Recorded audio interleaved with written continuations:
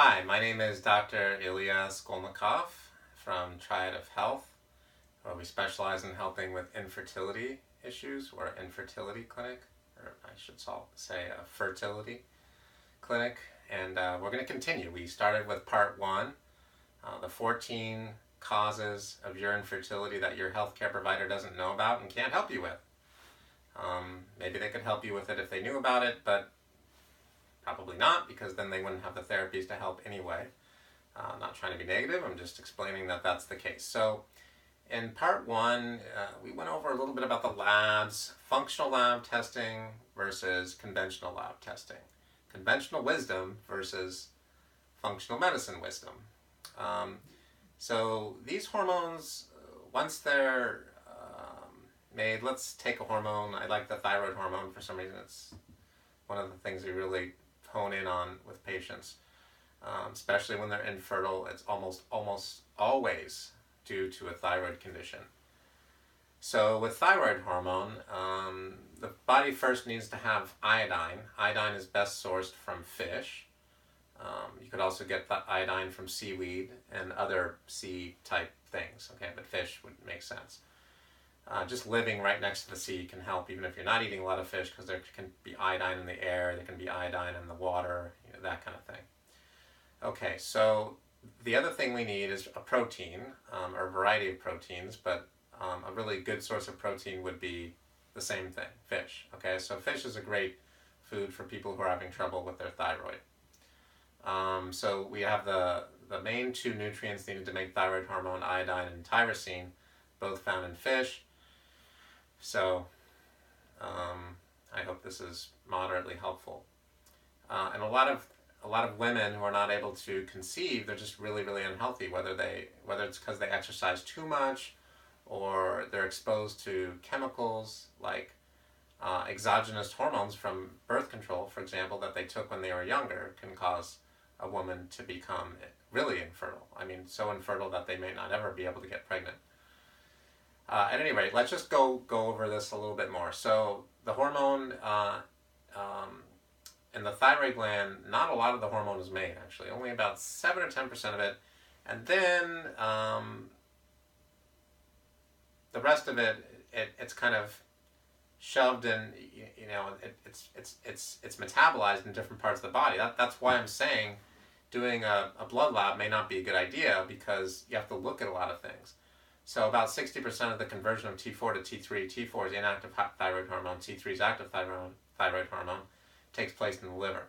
About 25 or 27% or so, give or take, takes place in the digestive tract with T3 sulfate and T3 sulfate and T3 acetate. So then gut health is important. And then you still have a little bit more that's made throughout the body and cells of the body. The point, though, is that it's traveling through the body in the lymph system. So if you look at the blood, you're not going to get a lot of information. You can see bound hormones, but the bound hormones, maybe just 1 or 2% of the bound hormones will ever unbind themselves and become the free thyroid hormone. In other words, the bound hormones don't create physiologic change. What creates physiologic change, what actually changes things in the body, what does something, is the free hormones, the hormones that are ready to create physiological change, and they travel in the lymph system. So it just doesn't make sense, is what I'm saying, to look for hormones in the blood if they're not there. It's like looking for a rocket ship on a beach. Look for rocket ships in outer space, or maybe at NASA facility or something like that. You wouldn't really go to a beach to look for a rocket ship. It's not the place to go. You look for sand on a beach, but not a rocket ship. So you might find one on a beach, but it would be pretty rare, not the place to go. I hope that analogy works for you. Okay. There's plenty more to discuss. Okay. People who are taking hormones are often using conventional hormones.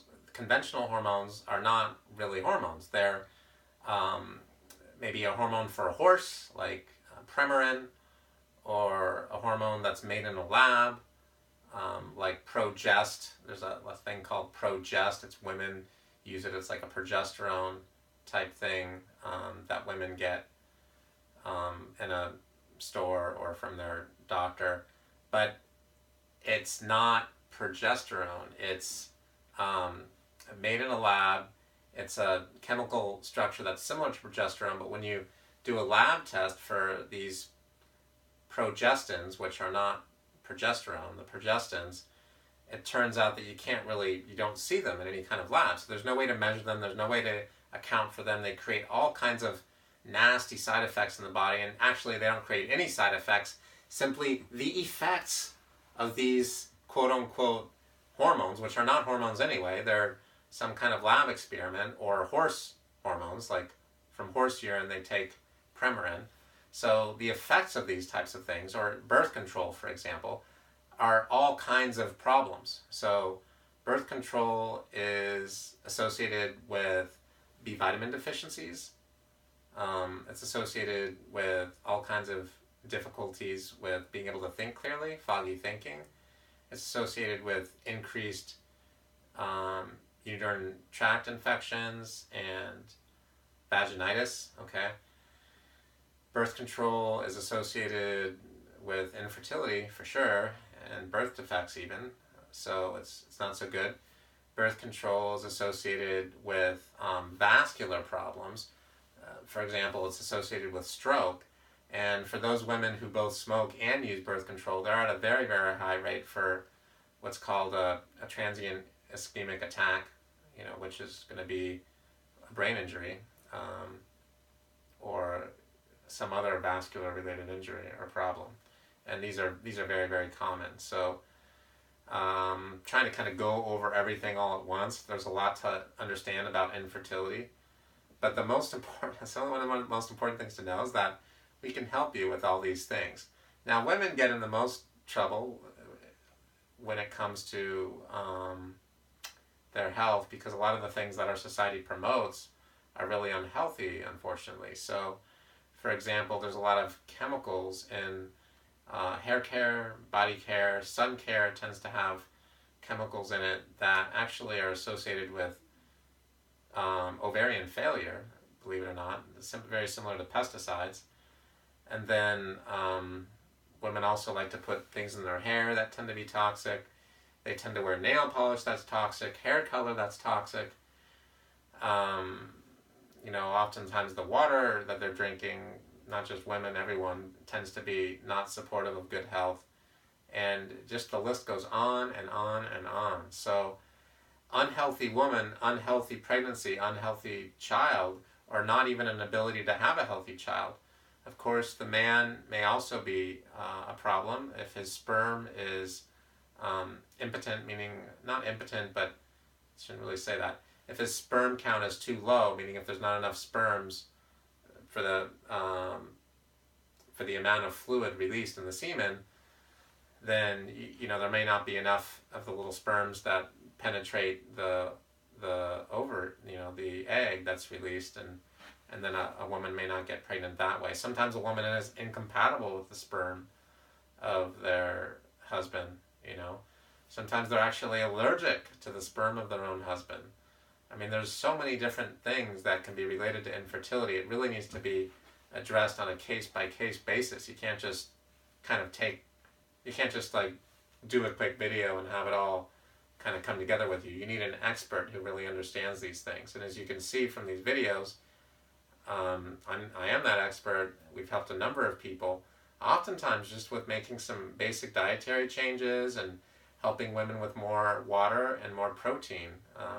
You can't have a healthy child and create a healthy placenta without a good source of protein. So thanks for coming and watching, and we look forward to supporting you with your health.